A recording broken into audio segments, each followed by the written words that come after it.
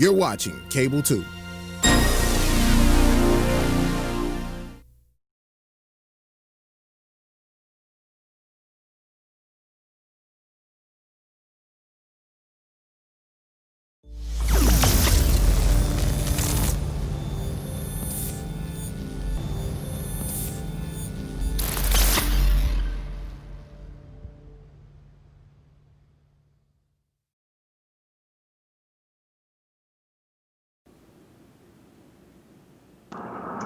Welcome to the Brunson Elementary Community Meeting. Hi, I am Superintendent Angela Harrison.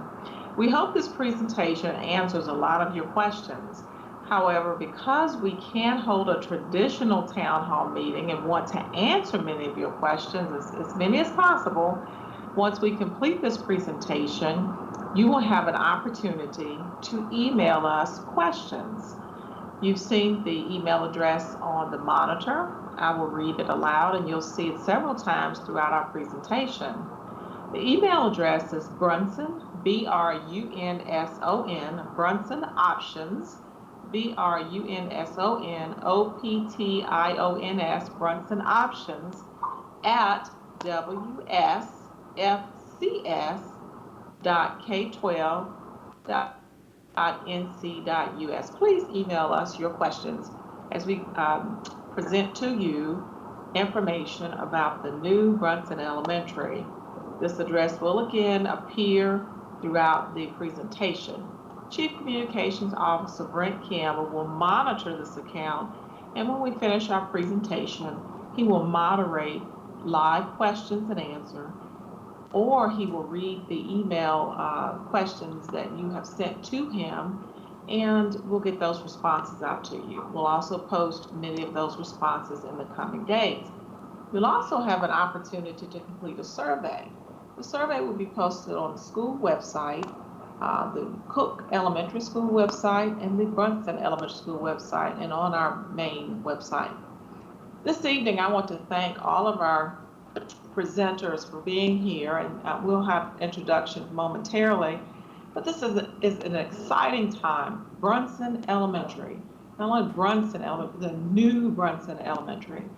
And we're here this evening to present to you options on the location of the school. We have the dollars for the school. It's in our last bond, the 2016 bond referendum that was passed by you, the taxpayer, included a new Brunson Elementary. And we're vetting our locations. We want your involvement in that process. And to get your involvement in the process, we need feedback from you. So don't be shy. Send us your questions, complete the survey. We want your feedback, and we plan to use your feedback to make a recommendation to our Board of Education. And nothing is final until the Board of Education votes on the proposal from us. Our Board of Education's chair is Chair Shay Woodbury.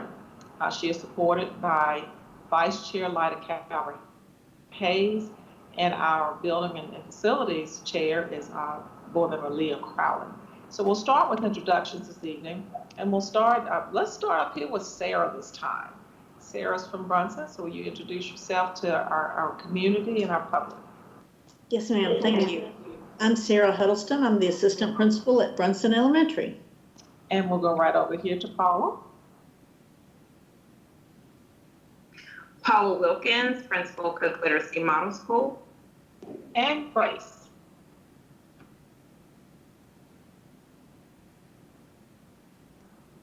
Grace, I think you're still muted. Hi, I'm Grace Hall. I'm Project Architect with Walter Robb's Architects. We're excited to work on this project. Great, and we have Curtis. My name is Wesley Curtis. I'm also an architect with Walter Robb's Callahan & Pierce. We'll be project director on the project. Certainly looking forward to exciting design. And I apologize. I think I called you Mr. Wesley the whole first presentation, so let's get that right. I get it all the time, no problem, thanks. Oh, Mr. Aubrey. I'm Aubrey Linville with Linville Team Partners. We've been working on the site selection and working through that process. Colin Moore. Hi, Harrison. I'm Colin Moore. I'm the Director of Construction Planning for Winston-Salem County Schools. And I think we have Daryl Walker here with us. Daryl, are you Ma'am. able? Yes, I'm Daryl Walker, Assistant Superintendent of Operations for Winston-Salem Forsyth County Schools. Right, and we have Brent who will be taking our information. If you'll just remember to just repeat what will happen and how the information questions will get to us, Ms. Camp. So I'm Brent Campbell, Chief Communications Officer for Winston-Salem Forsyth County Schools. I have the email address here with me, and so as you email our questions, I'll build that list at the end of the presentation, and we will start taking those questions and answering them for you live, and then we'll keep a log of them as well so that we can make sure and get you a response via email also. Thank you. Yeah, Sam? Good evening, I'm Sam Mills, Chief of Staff with the Winston-Salem Forsyth County Schools. And Wayne. Good evening, I'm Wayne Watterson with S&ME. I've been the environmental consultant for this project. Great. And so thank you all for being here this late evening. Again, I'm Angela Harrison, the superintendent, and I'm going to turn this over to Colin Moore for the presentation. Did I forget someone? David, would you introduce yourself? That's all right. I'm not important. Thank you very much. Hi. My name is Dave Rutnick. I'm with Gilbane Building Company, and we'll actually be the ones constructing the building once we're ready to set and get going. Oh, you're pretty important now, and I think Nicholas might be on the virtual as well. Are you with us, Nicholas? Yes, I am. I'll be running the slides through presentation today. My name is Nick Siva. I'm the construction project manager for the project. Great, and we thank you for accommodating and bearing with us with this virtual world that we're in now. Now, Mr. Moore. Thank you, Dr. Harrison. I appreciate you taking the time to allow my team to introduce themselves. I get to do most of the talking here, but I'm supported by an amazing staff that helped me pull this whole thing together. So thank you to all of them, all those that were mentioned. So we're going to actually blow through the first couple slides because we've already taken care of some introductions and kind of told you who we are. So I'm going to go through and outline some options and kind of tell you how we got where we are. I know this screen is hard to see, so I'm going to talk in colors. You'll see on the blue bar at the top in the slide on the screen. That's when the bond was approved November of 2016 was the early process for this bond. At that time, we began evaluating sites and considering sites and seeing what would work and not work for Brunson. That process has been going on for about 3.5 years, and by design. We can't start all the projects the day the bond approves. So by design, Brunson wasn't scheduled to start for a couple of years. So that site selection process has been ongoing since the bond was passed in 2016. Also during that process, we selected several designers for our projects, one of which was Walter Robbs for this project. That was done early 2017. You can see by the pink bar where the cursor is located. About a year later, we did some construction manager selections on several of our projects and selected Gilbane Building Company as the construction manager for the Brunson Elementary project. After a delay of about 1.5 years, we started doing some programming that would kind of work with our schedule for constructing the building. Had some programming discussions about what was going on at Brunson at the time. We talked about some instructional team meetings. We had some presentations we made to the staff. We've had a couple community meetings at Brunson in November, and the most recent one was as recently as February. So those have been ongoing. You see the vertical red dashed line, that represents today's date. So you can kind of see the things that we've done to date, and hopefully in the next month or so, we kind of nail down the site location for Brunson. And then we'll begin the process of designing the school. This is when we'll talk about programming, the type of programs that go on at Brunson. That'll come as we've selected a site and move forward with the design. And then, of course, we'll roll into construction, anticipating about this time next year. Anticipate a 2-year construction process with an opening in 2023. So that kind of tells you where we are schedule-wise. All right, Nick, if you'll run to the next slide. So we've got 3 options for consideration by the Board of Education, and we're, as Dr. Harrison said, seeking input on all 3 of these options. The first one is constructing Brunson at the Brunson site. So this is an aerial view that shows you what the Brunson site looks like. You can see outlined in red the property of Brunson proper, with Hawthorne on the left or the west. You've got Glade Street to the north or top of the page. First Street is kind of down to the south. There also is Peters Creek that bisects the site right through the middle of the property. So this is the Brunson at Brunson area. The next one we have is the Brunson at Cook. So if we look at the Cook site, located about a mile away from Brunson, is the Cook site that's bordered on the left or the west by Thurman Street, on the south and on the east by the road that wraps around by Haywood Street, and then on the north by 11th Street. This property is located, as I mentioned, east in the neighborhood or kind of in the area of the newly constructed Paisley Ransom School. The third site that we've got for consideration is Patterson, what we call the Brunson at Patterson Avenue. This site is located between Patterson Avenue and Ivy Avenue, south of Northwest Boulevard. There's actually a parcel between Northwest Boulevard and the property under consideration that's occupied by Samaritan Ministries. The property line is approximately 150 foot back from Northwest Boulevard. 12th Street was closed on this site, but it runs right through the kind of to the middle of or the southern part of the property that we're considering. And then 11th Street, just to kind of give you the bearings, is of course a block south, and it's been abandoned through the site as well. So that gives you a site, that gives you an aerial view of what the properties look like. So how did we get to the sites, and what was our process? As I mentioned, we began looking at sites in November or December of 2016. And through the spring of 2019, we'd identified 10 sites for consideration for Brunson. Felt pretty good about where we were with some of those. And then those opportunities did not come to fruition. We had some situations fall through where we were not able to secure the properties. So we solicited help. Assistant Superintendent Darrell Walker and I reached out to the City of Winston-Salem Planning Department and some community groups and had a meeting in the spring of 2019 and kind of told them the condition we were in, that we were seeking a site for New Brunswick. Got help these community groups from what was then known as the Winston-Salem Chamber of Commerce, from Winston-Salem Business, from the Downtown Partnership, and got some input from them on possible potential sites. This group recommended highly that we speak to Linville Team Partners and enlist their help in identifying a site because of their familiarity with the urban and the Brunson district. So we did that and landed on 19 additional sites, which was a total of 29 sites that we have evaluated during the process of presenting 3 options for consideration now.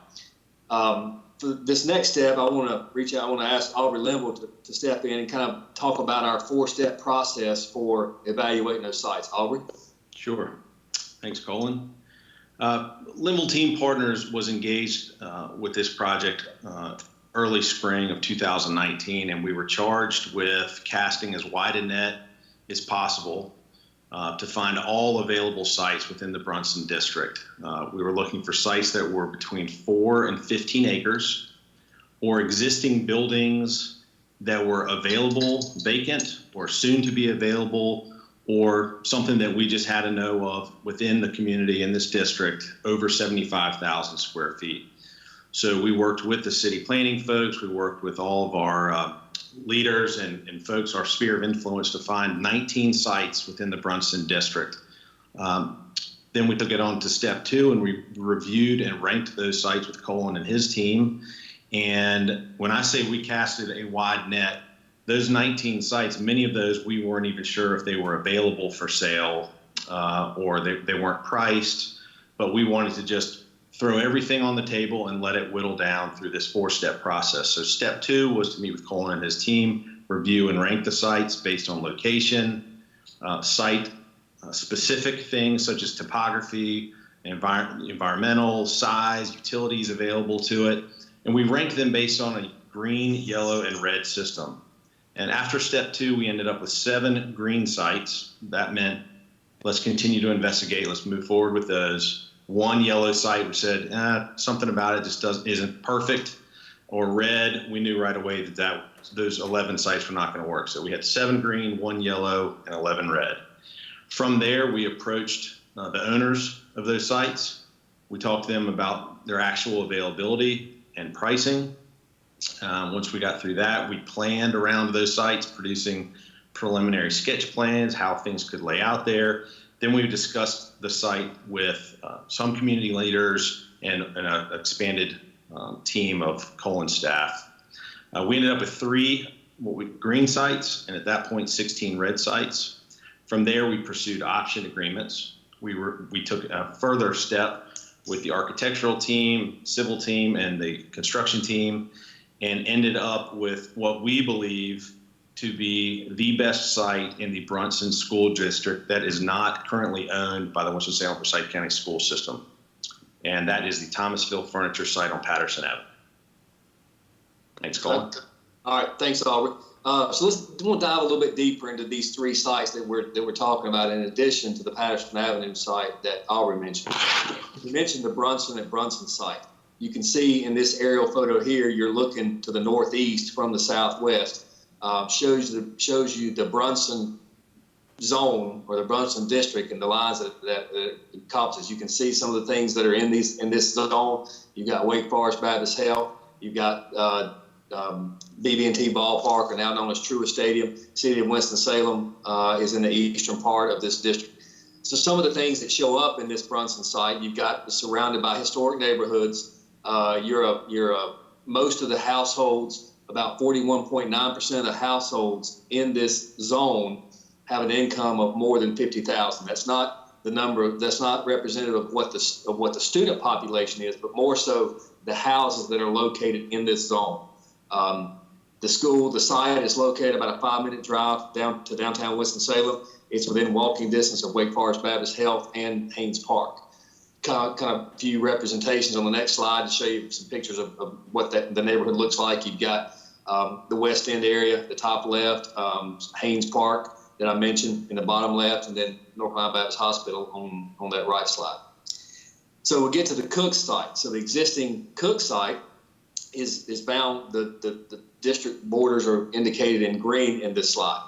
Cook is located in the middle, as you can see by the Cook Literacy Model School logo. A recently constructed Paisley and Ranch $45 million school was opened last school year, about a quarter mile or half a mile from the Cook School.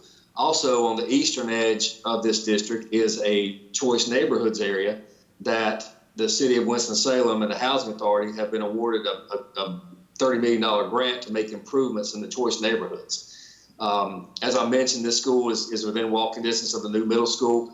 The household income in this area of the population, not necessarily, again, not the students, is about 87, just under 87% of the households have an income of less than $50,000. There are some industrial sites located within the zone that have potential for some development. And I mentioned there is a part of this district or this zone that's affected by the C&I grant. Moving on to the other site that I already mentioned was the Patterson, or I'm sorry, here's some representations of, go back, Nick, I'm sorry, representations of some the potential neighborhood development that this C&I grant would do. Again, this is on the eastern edge of the Cook zone. See the Patterson, the Paisley Ranch site up in the top left, the middle school that was opened about a year ago. All right, next slide. The Patterson Avenue site is located, as we mentioned, between Patterson Avenue and Ivy Avenue. We have indicated in green on this slide. You see in the yellow, Wake Forest Innovation Corridor that's a short distance away. Downtown Winston-Salem is, again, somewhat adjacent to this site. Industry Hill, the area of Industry Hill is outlined by blue, which is the fastest developing area in Winston-Salem right now. Also located adjacent to the property is the Winston-Salem Police Department's Beatty Center to the immediate west of the property, and the Samaritan Ministries, which I mentioned previously, to the north of the property. Again, just recapitulating with some of the things that are in this zone within walking distance of Wake Forest Innovation Corridor and the Entertainment District. There are some planned residential developments in this area.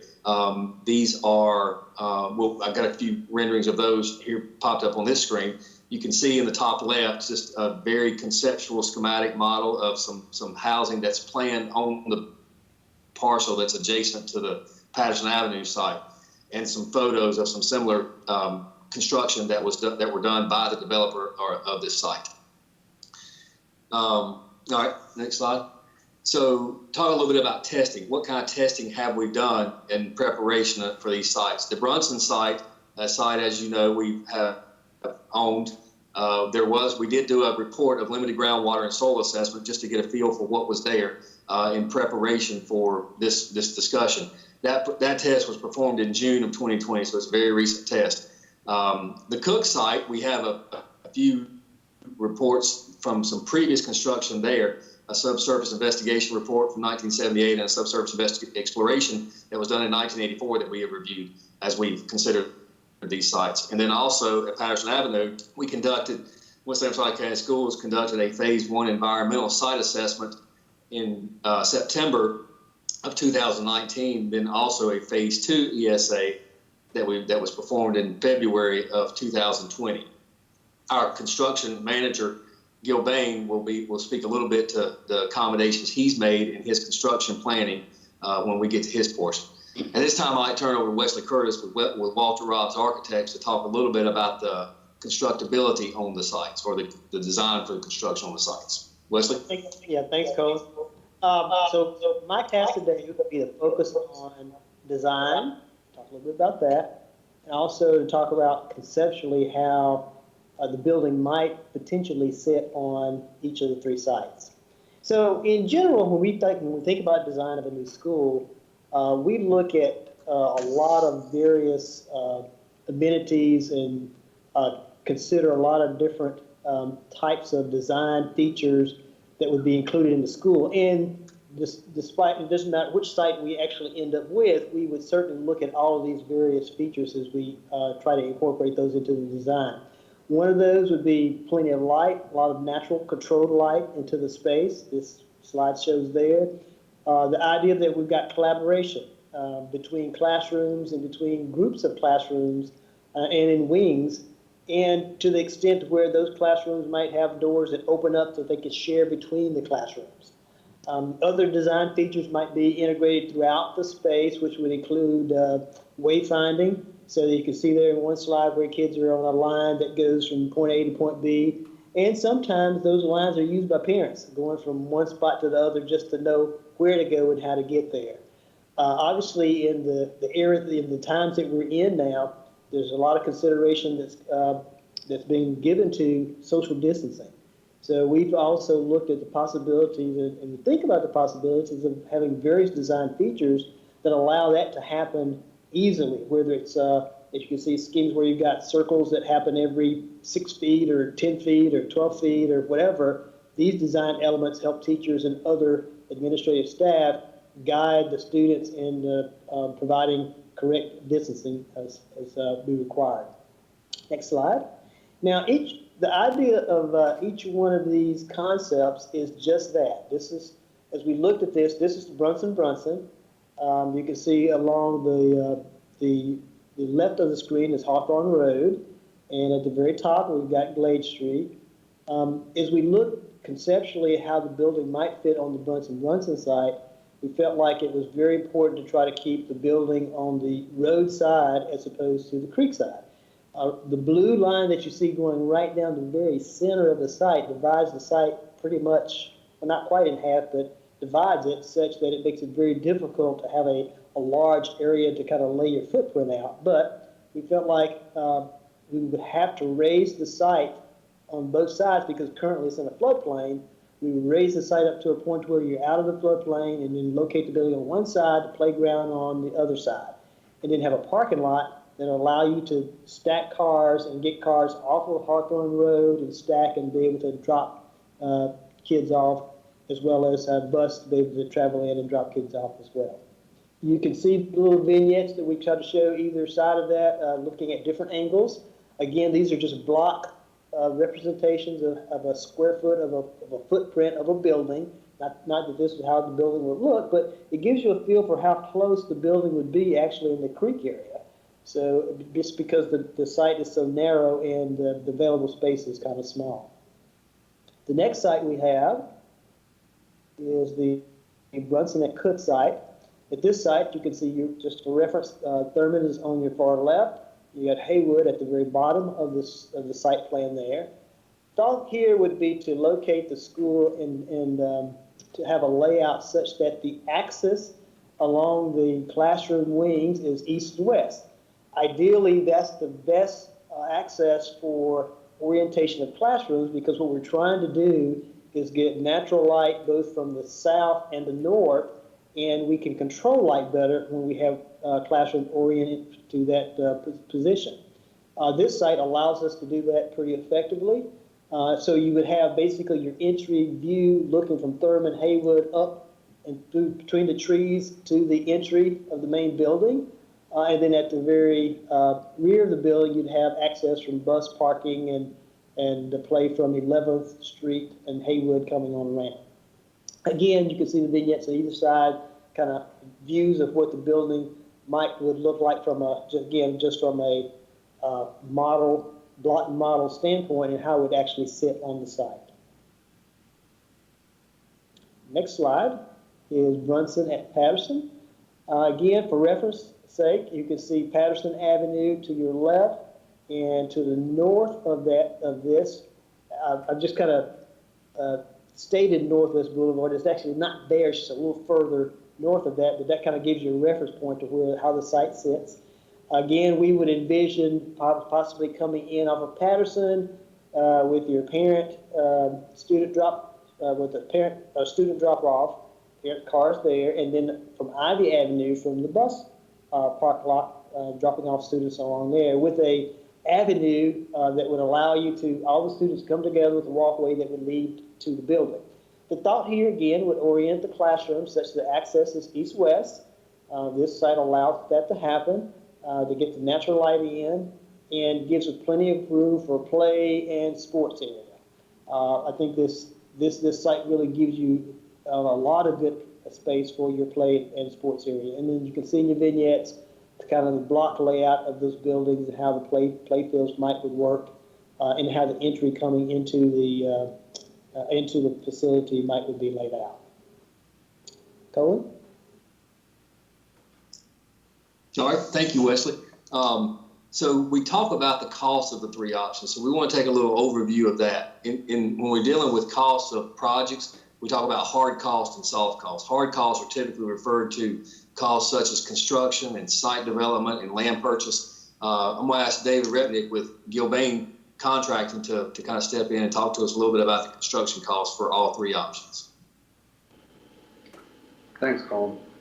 When we were considering these these three sites, we looked at various influencers into how much it's going to build. That's typically land and constructability drivers.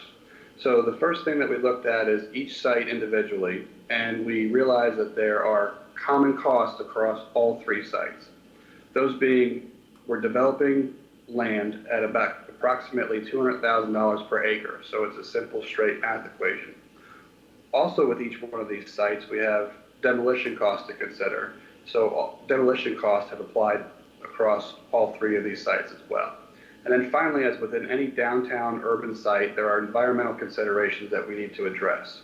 So all sites have included some sort of remediation costs on the grounds. For example, we have a vapor barrier that is under the slab of each one of these buildings, no matter what site it is going to be installed upon. So then we start to differentiate some other things with each site. For the Brunson site, as Wesley said, we would have to raise the earth to get above the floodplain for the creek that runs through it. So there's a cost to bring extra dirt into the site to actually raise the ground elevation. And in doing so, we're going to have to add some retaining walls throughout the site to hold that dirt back or separate it from borders or from the creek. Once we do that, then we then have to address some bridges that are going to go over the creek for both pedestrians and land. And all of those are drivers in that $9.9 million that you see there at Brunson under Brunson. Under for Cook, we also have some retaining walls that go in, but these retaining walls are going to be necessary to build the building if we have different elevations of the facility. For example, if the north side of the site is 2 stories and the south side of the site is 3 stories, we have structural retaining walls that are going to go through that due to the topography of the land. And that's why you see that $3.8 million under Cook, Brunson and Cook. For Brunson and Patterson, we have additional demo costs there because we have a larger facility that's going to take some unique demolition concerns with the old Thomasville furniture plant. So those demo costs are slightly higher than the ones encountered at Brunson and at Cook. We also have included the land purchase cost in the $6.7 million that you see there. So once we work through all those land options, we then looked at the constructability drivers and the cost of construction. So basically what we did here is we said, we're going to build the same 114,000 square foot school on these sites, and that's going to be at $210 a square foot.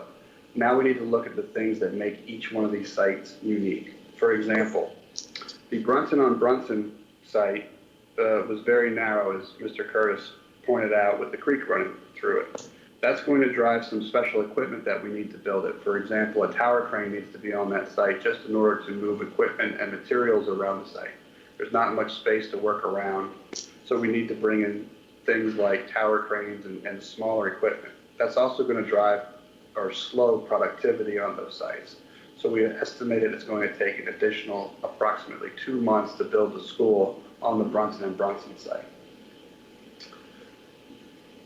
Regarding the Brunson and Cook site, there's an added cost there because we realized the fact that we're merging two schools, so there's going to be an increase in square footage.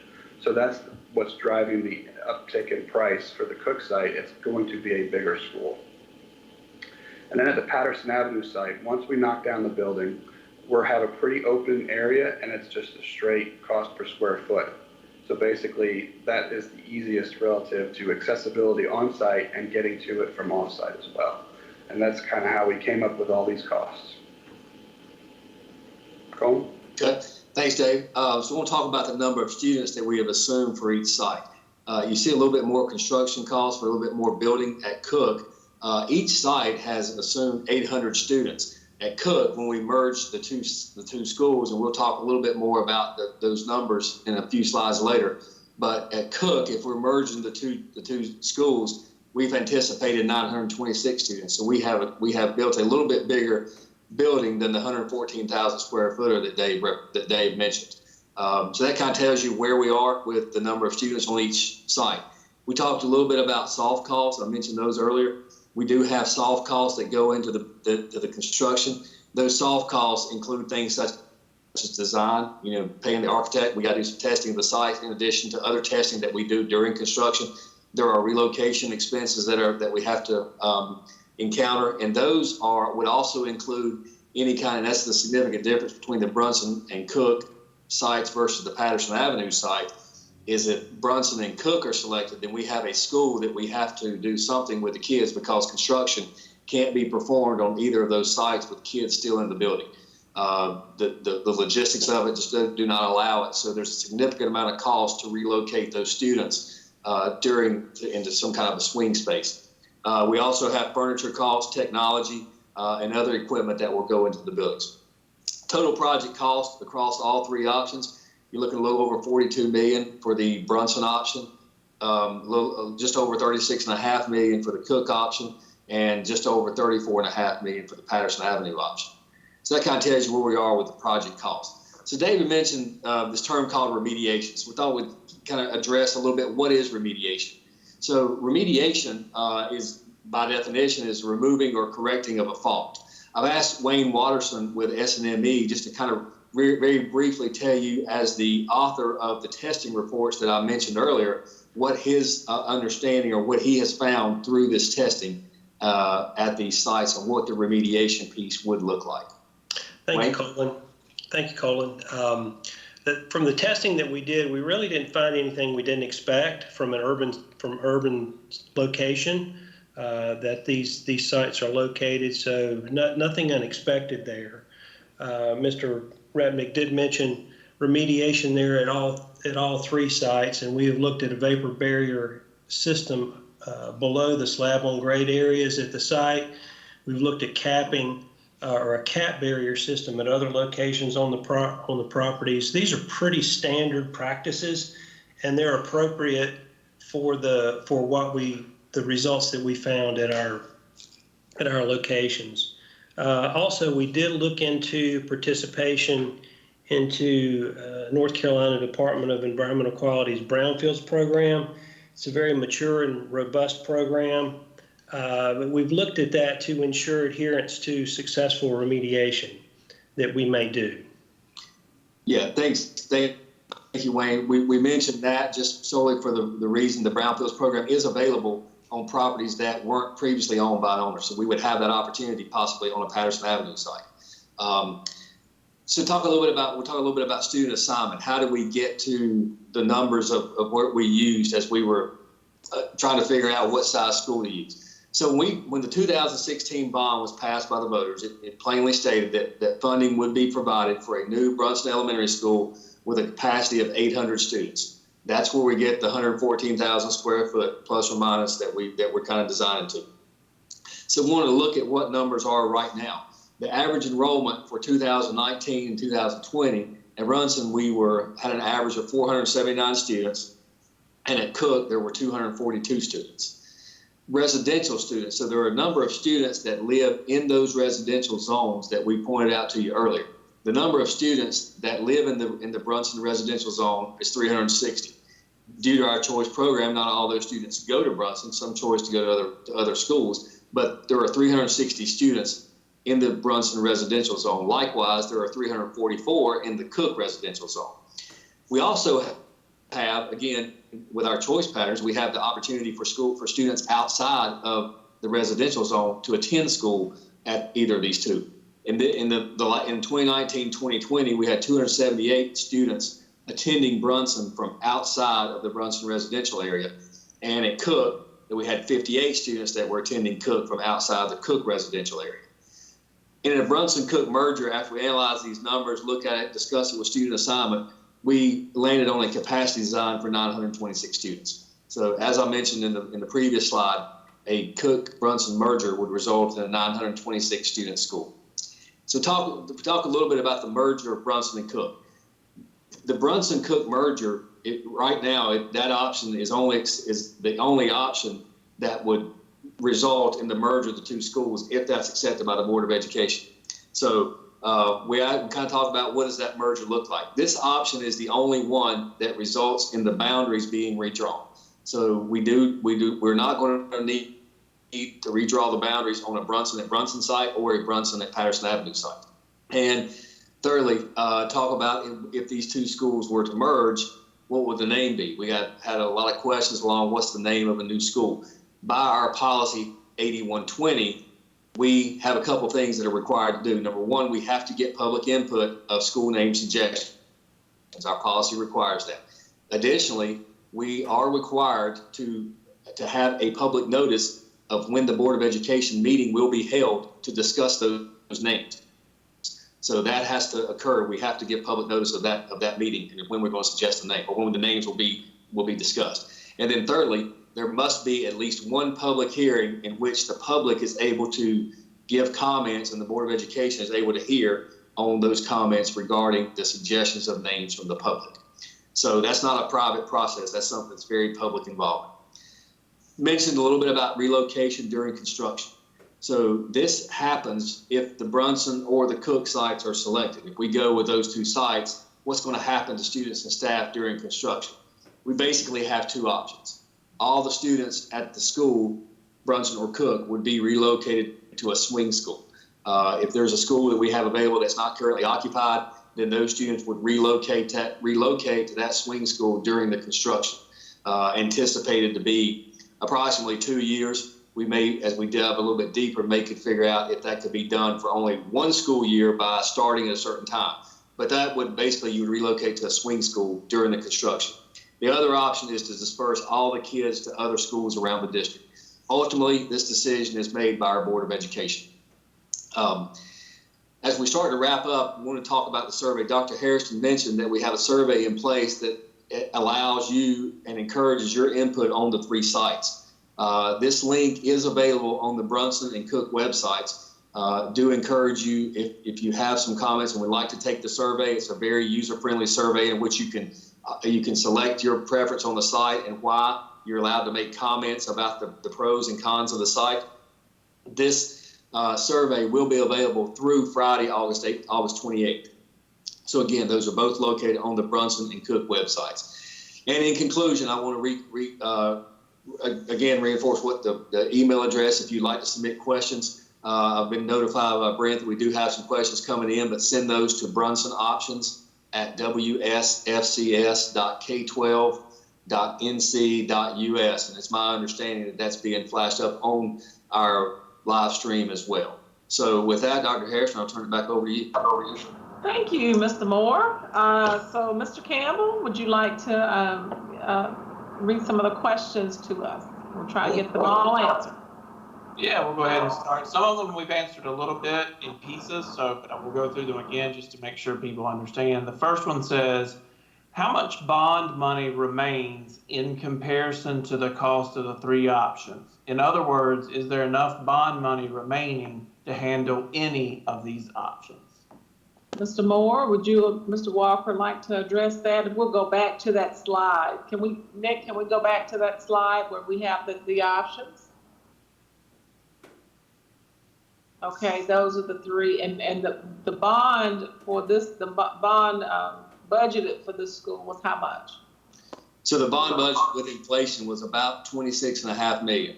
So we've got a little bit of a delta between what we're anticipating the cost to be and what the actual bond amount is. We have began to accumulate some what we call value engineering suggestions on some things that we can do to reduce the cost without sacrificing the longevity or the quality of the building. So we're about, with the Patterson Avenue site being the closest, we're about $6 to $7 million over the amount slated for the Brunson project. Okay, all right, thank you. Probably we don't want to buy that car with any of the money, do we? Okay. Okay, I'll move on to the next one.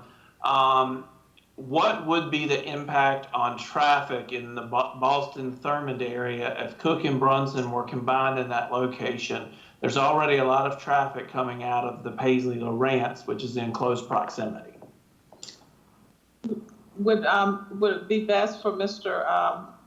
Wesley Curtis to answer that since he went over or would you like to take that, Mr. Martin? Can you go back to that slide, Nick, on the show? Yeah, pull up the aerial slide, Nick, if you can. I think Colin can probably hit it, but I'll be glad to either way. Sure, if you could cover that, I think he went over that. Yeah, so I'll chime in, and Wesley, if you want to pop in. So we have we'll agree with what Brent said. There is a significant amount of traffic that was on Thurmond Street as a result of Lawrence and Paisley. I am encouraged that we haven't been able to test drive, if you will, the completion of phase 2, which extended the parking lot by about 3 times the size of what was there. So the intention of that large parking lot was to get all the cars on campus that are stacking.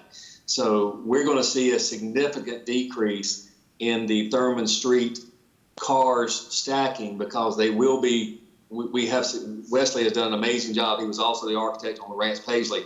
An amazing job of that parking lot of allowing us to get the cars to stack in there during the pickup and drop off times.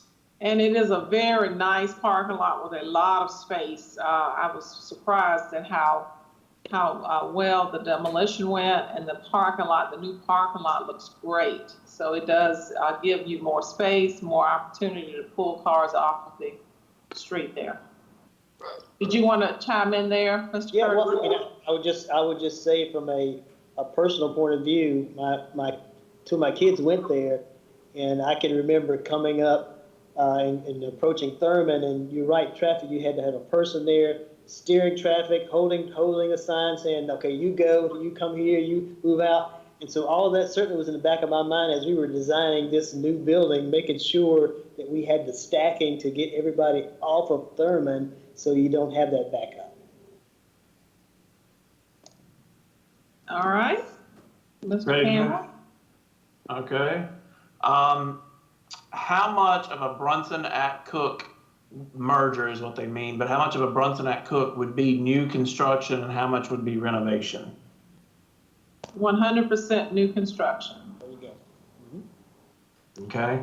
Could we hear from one of the school administrators about questions or concerns that may be coming out of their teachers or staff regarding a combined Cook-Brunson? Okay, we want to start with our principal, Paula Wilkins, and then we'll go to Sarah, who's here this evening.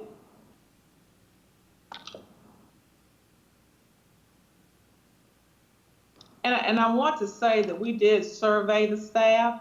I don't think the principals, I think they may be able to speak to this anecdotally, but we did survey the staff.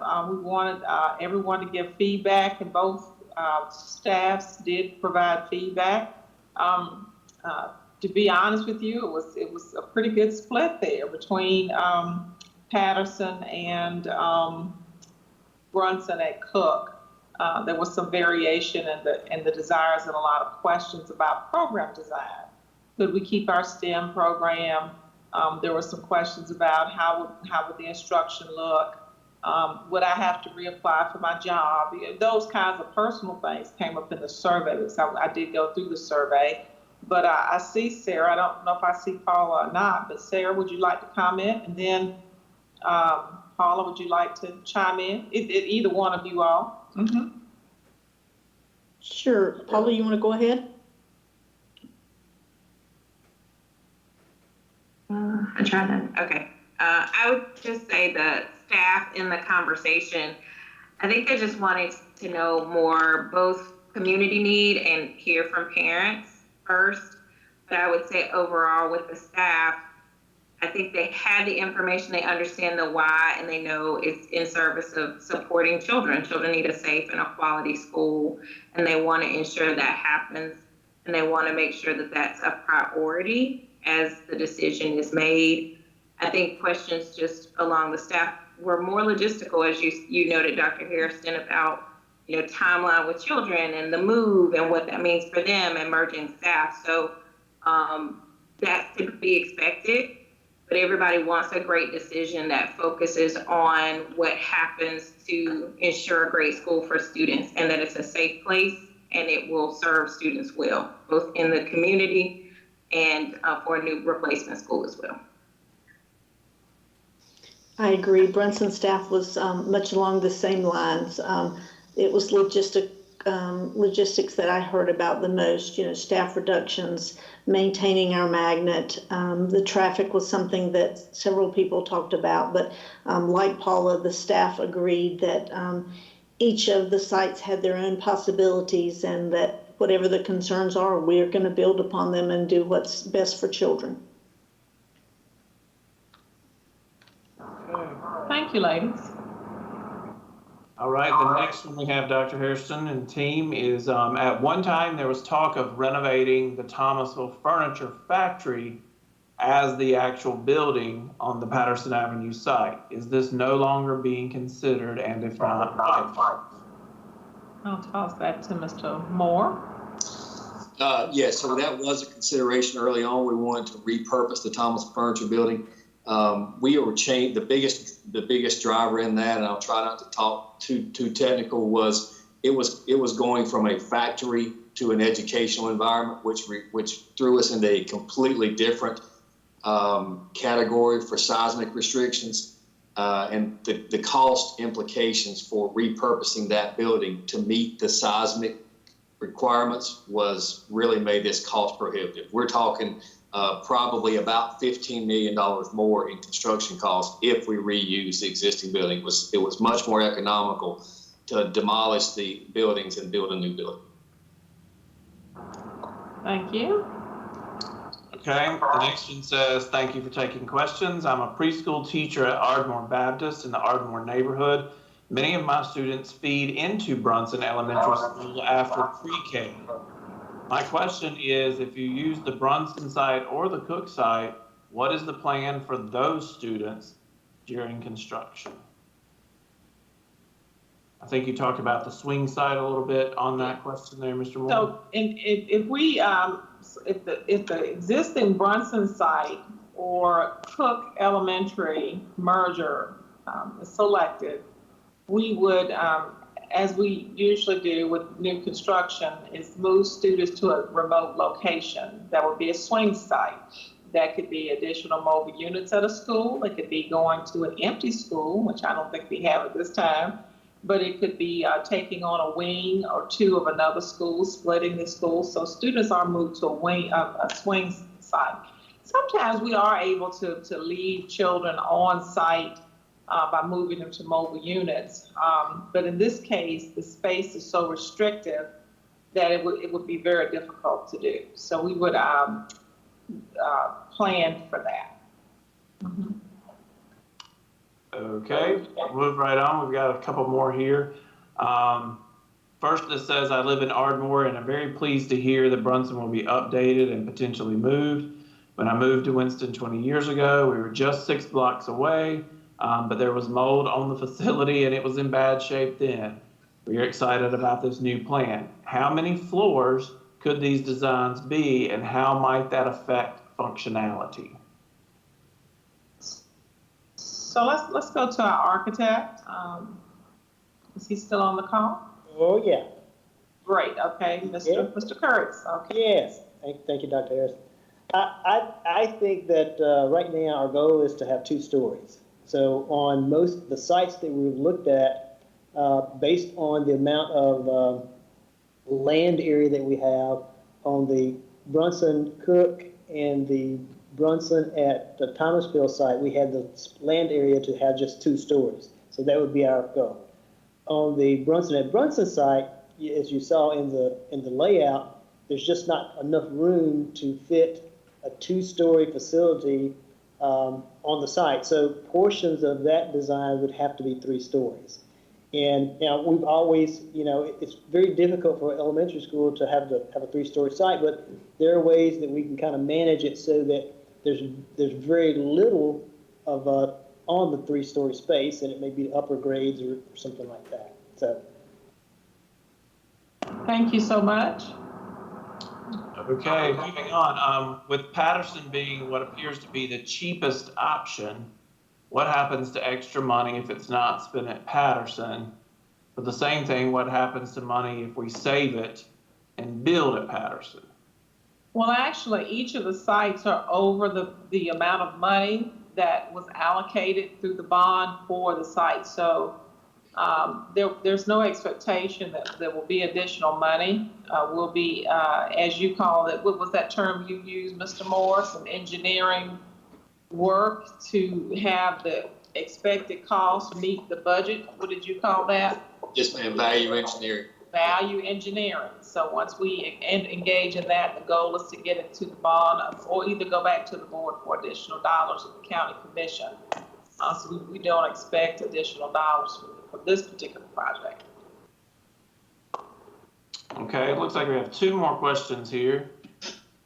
This next one is, a Cook-Brunson merger was proposed several years ago. There was objection to the merger from both schools, both communities. How would you describe what is different today?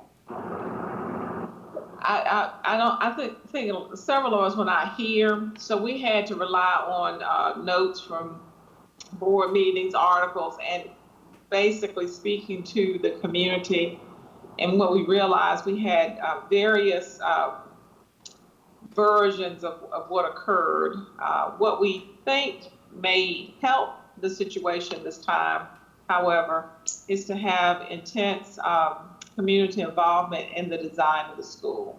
I think we don't want either school to lose its character, identity, history, and bringing those 2 units together, if that should be what the community and teachers tell us they'd like to see, will take effort on our part. And, and our architect, our building and design team, they have really expressed a willingness and really a desire to meet with everyone to create the kind of environment that honors both communities. So I think that's what I feel will be different this time, based on historian community, the formal and the informal historians, and the information we've been able to review. Okay? Okay, for the residential development near the Patterson site, are there any conversations to make sure this new development provides affordable housing? And how does the school then contribute to gentrification and making affordable housing difficult to access? So meeting with the developer, affordable housing was not a topic that was shared with us or discussed.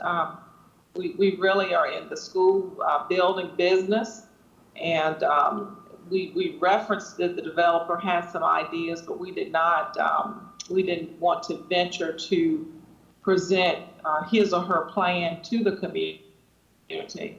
My suggestion is we take that as a question or comment, and we share that with the developer as a question or comment or concern, if you will, and allow them an opportunity to get that out to the community in a way that they deem appropriate.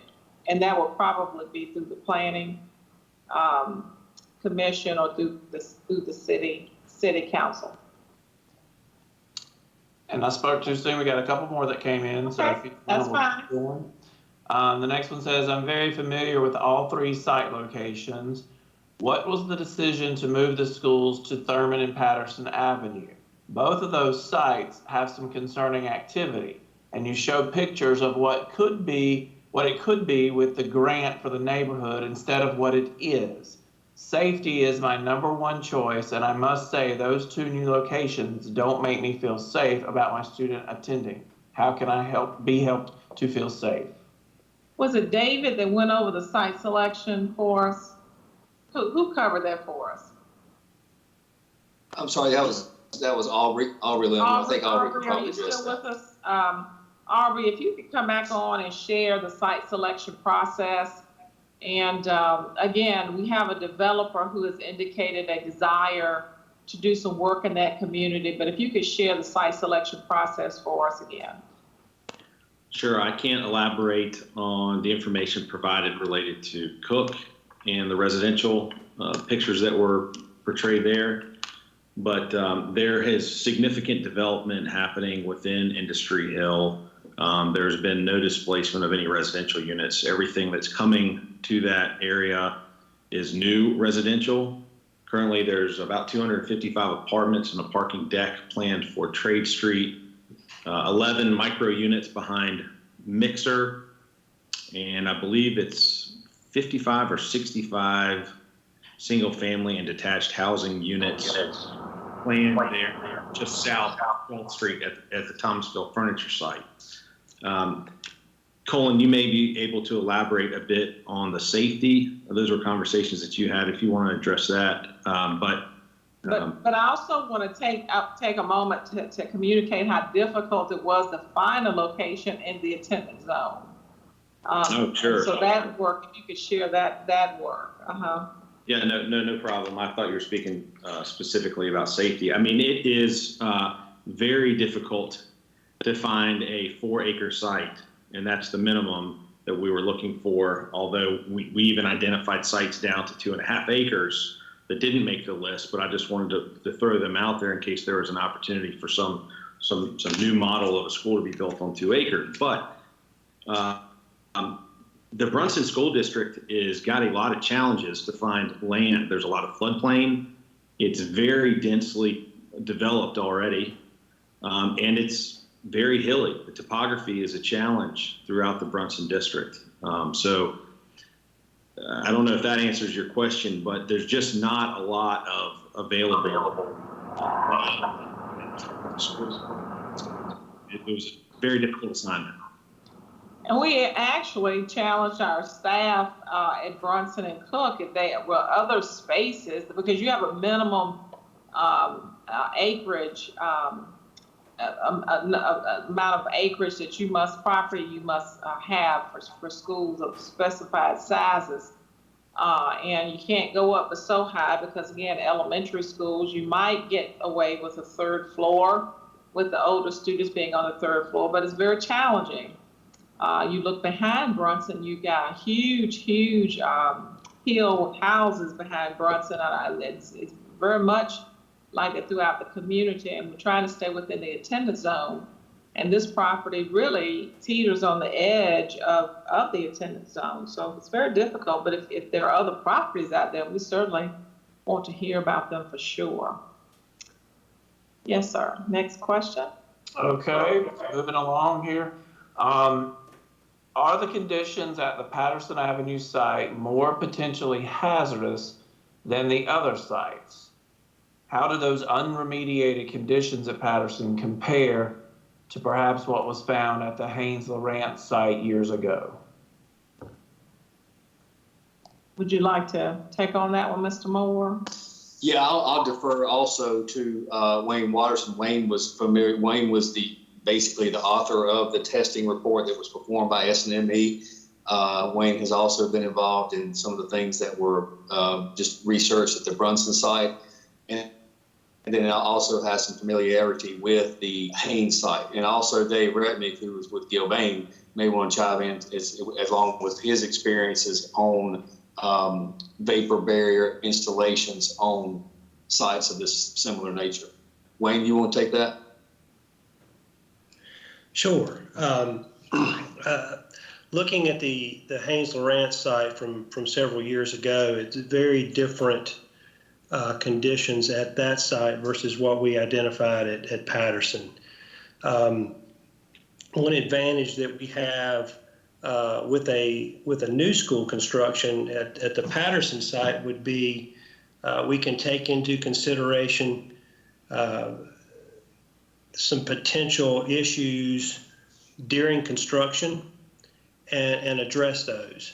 That was another thing that we looked at so that we could ensure that the construction was done for safety reasons, was to look at the North Carolina Brownfields program. We have done quite a few of those types of projects. It's there again, I said before, it's a very good program. The levels that we found at Patterson are nowhere close to what they were at Haynes-Lawrence. It's very, very different scenarios. And those testings they included groundwater, soil vapor, and soil assessment. Is that correct? Yes, ma'am. So there've been assessments done of those areas, and pending the decision of the board, we would apply for that program, which would afford us an opportunity to remediate the site and apply proper construction strategies to be sure that it is safe, and the state would not assume liability for that if it were not. So proper testing has been completed. We will use that information to submit for a permit to build, and you must have a permit to build on that site. So it's not an afterthought. It is something we have in the forefront. Yes, ma'am. That's correct. Okay. And the report is pretty extensive. Gave me the report for weekend reading, and it has been quite interesting, but I feel more comfortable than ever having started the process of going through that information. Mr. Campbell? So we do have just a couple more. And speaking of the report, the next one says, have you or will you make those environmental reports on the conditions at the Patterson Avenue site available for public to view? Yes, all documents for the district are subject to open records, so they are always open for review without even submitting that request in the office of our communication and our communications department. Sure. Okay, moving on. Can you explain in more detail how the local monitoring of the site conditions at Patterson may continue during construction and once the school is built? Will it continue 5 years, 10 years, or more from now? So Mr. Moore or Nick, can you talk about those requirements? Yes, we'll as Mr. Watterson pointed out earlier, the process with the North Carolina Department of Environmental Quality through the Brownfields program will require us to adhere to whatever their guidelines are. And depending on how significant anything may be, will determine how much monitoring goes on. So you had mentioned, Dr. Harrison, the liability that the state takes on.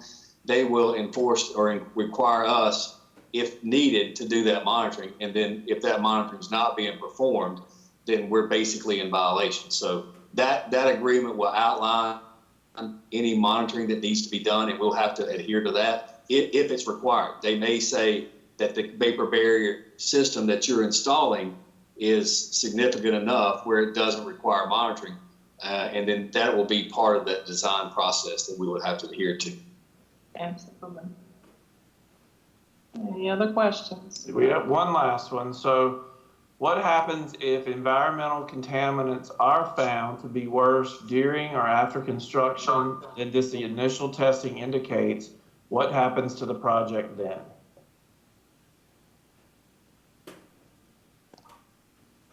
So, Dr. Harrison, I assume you'll be to grab that one. So, yeah, we feel like we have done some extensive testing. As I mentioned, we've not only done a phase 1, but we've taken a little bit further and done a phase 2, just so that we can get a comfort level. Those of us in the construction industry make it a comment. Until you get out of the ground, everything is kind of risky. So you don't know, you can't say, but we feel like we have done a significant amount of testing to be able to address any of those concerns that do arise. With that said, go ahead. Mm-hmm. No, I'm sorry, go ahead. And that happens with anything. You can get to a place where you've got rock that you've got to, move out of. It can happen with anything, really. It could be a system of a lot of things that you could that you don't expect. But I'm sorry. Continue on. I'm sorry. No, you're exactly correct, and that's the point I was going to make as well. You're going to encounter those on just about any project, and yes. So we feel like we do have enlisted the help of Gilbane in their understanding, and they feel comfortable with the amount of money that we're carrying in our construction estimate of what it would cost to remediate the site. So we feel like we're kind of erring on the side of caution in that regard. Any more questions? There's one more. One more? This one says, how long can we expect students to be relocated during this construction? The construction timeline is through 2023, and they will be relocated for the duration of the construction project once the project starts. That wraps it up, Dr. Hairston. Fantastic. Well, I thank all of the presenters, all of our architects, construction team. Mr. Moore, thank you, especially you, Mr. Walker, and Lauren Richards, and certainly Brent Campbell, and Dion Jenkins is our general counsel who joins us this evening and keeps a watchful eye over everything that we do. But if you have additional questions, please continue to email it to the email address, and we will certainly respond to your email. There's also a survey that has been posted or will be posted, and the deadline for completing that survey is Friday, close of business. So we want to hear from you. We thank you for this opportunity. We will have another presentation at 7:30 in the morning in case someone missed it. It'll be our final presentation, and we always want to acknowledge the patience and leadership of our Board of Education, led by Shay Woodbury, Lyda Calvert-Hayes, and the Building Grounds Committee Chair, Leah Crowley. Thank you, and do have a great evening.